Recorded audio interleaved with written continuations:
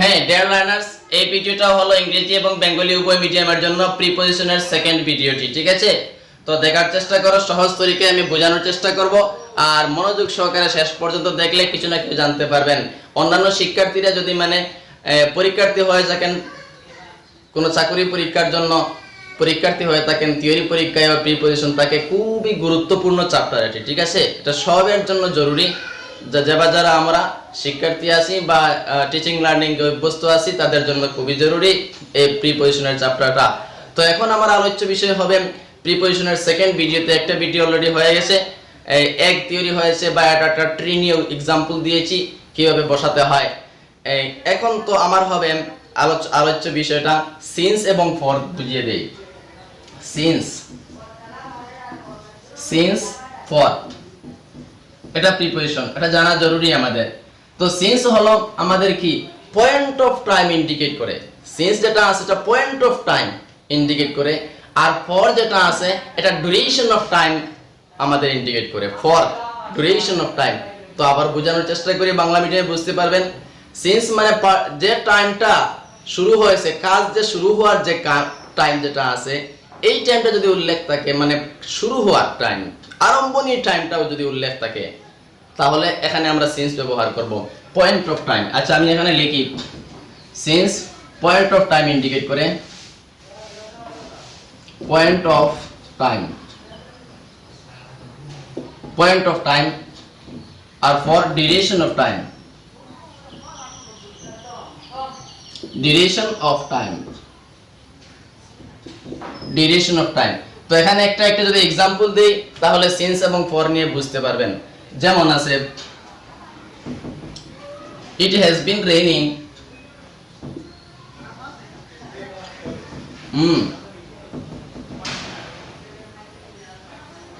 Since 7 AM, since 7 AM, ঠিক আছে? সকাল 7টা থেকে বৃষ্টি হইতে চলেছে।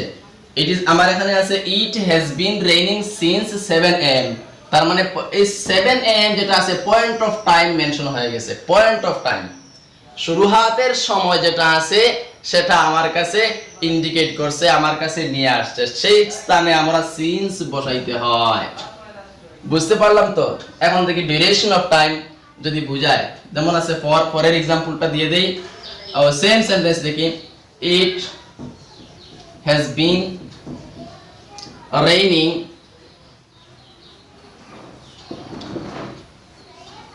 for 2 hours,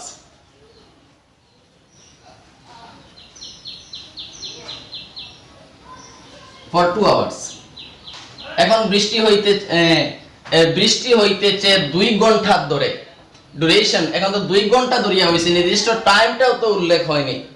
এখন তো 2 ঘন্টা ধরে, এখন থেকে 2 ঘন্টা আগে শুরু হয়েছে বৃষ্টি, তার মানে এখনো চলছে। আমরা জানি প্রেজেন্ট পারফেক্ট কন্টিনিউয়াস টেন্সে এটাই হলো যে অতীতে কোনো কাজ আরম্ভ হইয়া প্রেজেন্ট বর্তমান পর্যন্ত শুরু হয়ে চলতেছে। তখন এখানে যদি পয়েন্ট অফ টাইম থাকে, একেবারে সময়টা যে সময় থেকে আরম্ভ হয়েছে এই সময়ের পয়েন্টটা যদি আমাদের সেন্টেন্সে নিয়ে আসে, তাহলে এখানে আমরা সিন্স ব্যবহার করতে হবে। আর thereafter যদি point of time without mentioning point of time, just mention here duration of time, the time duration, তখন সেই অবস্থাতে we have to use for, এই ফরটা ব্যবহার করতে হবে। ফর ব্যবহার করতে হবে, ঠিক আছে?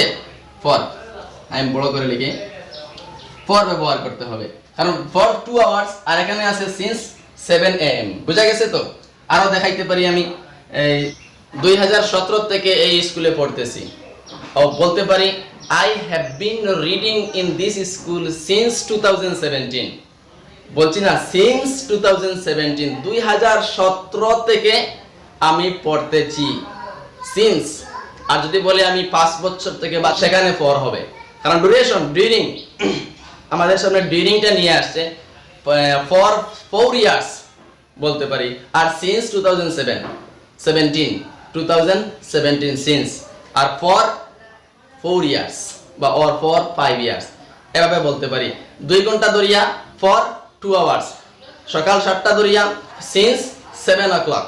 আবার বলতে পারি কোন মাসের নাম যদি উল্লেখ করি, গত জানুয়ারি মাস থেকে, সিন্স দা জানুয়ারি মান্থ, সিন্স দা জানুয়ারি মান্থ বলতে পারি, যে গত জানুয়ারি মাস থেকে।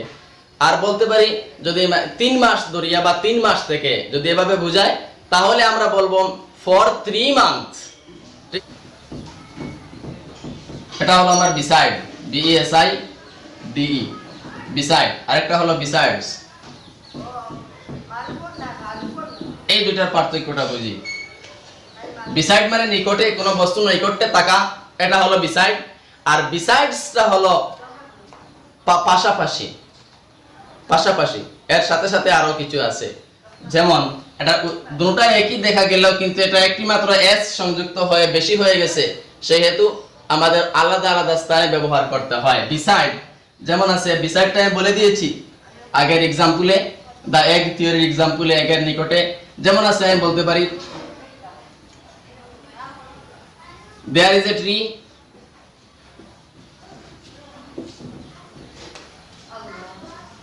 beside the room, beside the room, এই রুমের পাশে একটি গাছ আছে, ঠিক আছে। there is a tree beside the room, এই গাছটা আছে ঘরের নৈকট্যে। আর এই beside বলতে সময় পাশাপাশি আরো বলতে পারি, আমার একটা কলম আছে আর পাশাপাশি আর একটা কাঠ পেন্সিলও আছে, ঠিক আছে। I have a pen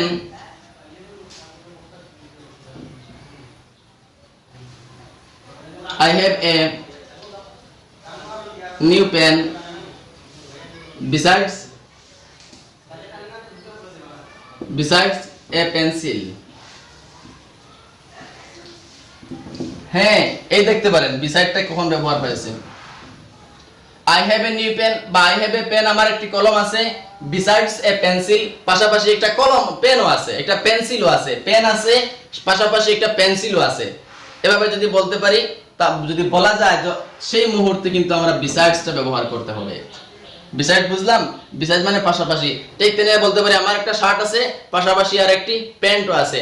I have a shirt besides a pant. The stones are beside the egg, পাথরগুলি ডিমের নিকটে। আর এই besides দিয়ে পাশাপাশি বোঝায়, আমার একটি কার আছে, পাশাপাশি একটি বাইকও আছে। I have a car besides a bike. যেমন I am waiting beside your room, তোমার রুমের পাশে আমি অপেক্ষা করতেছি। আর এখানে beside আছে, I have a car besides s সংযুক্ত, besides a bike, এভাবে বলতে পারি। until by, হ্যাঁ দেখো until, দেখো until মানে যতক্ষণ না পর্যন্ত, until মানে যতক্ষণ না পর্যন্ত, বুঝা গেছে। আর আমার বাই ইন্ডিকেট করে বিফোর দা টাইম, এটা কিন্তু সময়ের পূর্বে। বাই দিয়ে আমাদের বোঝানো যায়, বাই মানে দিয়া বা দ্বারা। তো এখানে বাই যদি আমরা অন্য কোনো দিয়া দ্বারা ছাড়া যদি অন্য কোনো ভাবে যদি ব্যবহৃত হয়, তাহলে আমরা বিফোর দা টাইম ব্যবহার করতে হবে। আর আনটিল আমরা ব্যবহার করতে হবে ফর ফিউচার, আনটিল ব্যবহার করতে হবে ফর ফিউচার, ভবিষ্যতের জন্য। আর বাই যদি বাই হলো বিফোর দা টাইম, ওটা আমি শর্টকাট লিখি আনটিল এবং by before the time, before the time. Example দিয়ে দেব, তখন সহজে বুঝতে পারবে। আর আনটিল ফর ফিউচার, এটা ফিউচারের জন্য ব্যবহৃত হয়। হ্যাঁ, I shall wait here until you return, ও দেখুন I shall wait here until you return, until you return। আচ্ছা, এখানে তোমার ভবিষ্যৎ ইন্ডিকেট করে দিয়েছে, আমি এখানে অপেক্ষা করব তুমি না আসা পর্যন্ত। তুমি না আসা পর্যন্ত, তুমি, এটা তো ফিউচার হয়ে গেছে, আর তো ফিউচার, সেই ফিউচার টাইমের জন্য আমরা ব্যবহার করতে হবে until. I shall stay here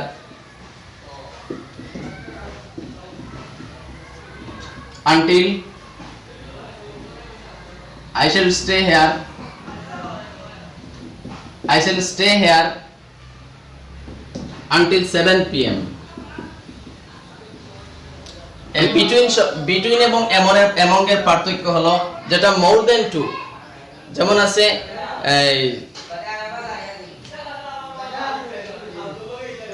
among the student he is the best. Among the student he is best.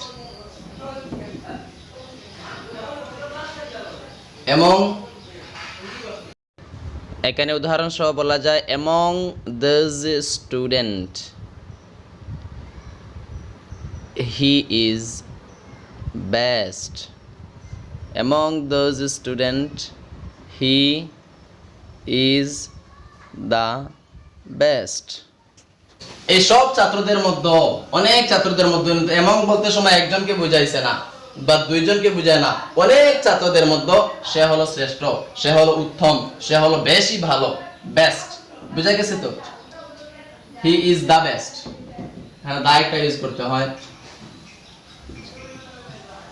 He is the best, সব ছাত্রদের মধ্য থেকে সে একজন বেশি ভালো। আর বিটুইন মানে দুইজন, দুইয়ের মধ্যে কোনো কিছু আলোচনা করতে বা দুইজনের মধ্যে কোনো কিছু বলতে, যেমন আছে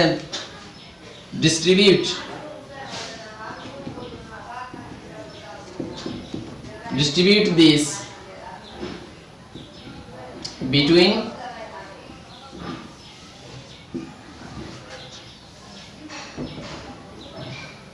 the two student, between the two student। এটা দুইটা ছাত্রের মধ্যে বিতরণ করে দাও, দুইটার মধ্যে, between the two student, দুইটার মধ্যে। তারপরে বলতে পারি between the pen which one do you like। এই দুইটা কলমের মধ্যে তুমি কোনটা কলম পছন্দ করো। আমার কাছে যদি দুইটা কলম থাকে, এই দুইটা কলমের মধ্যে তুমি কোনটা পছন্দ করো? একটা লাল আর আরেকটা ব্ল্যাক, রেড এবং ব্ল্যাক। হ্যাঁ, এখানে বলতে পারি between the two pen which one do you like। among the two pen, between the two pen which one do you like।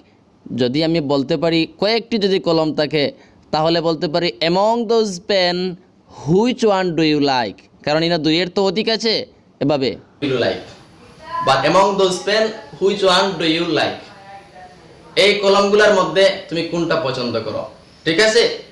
সেখানে হবে among, আর দুইটা যদি আমরা ব্যবহার করি তাহলে হবে between, ঠিক আছে?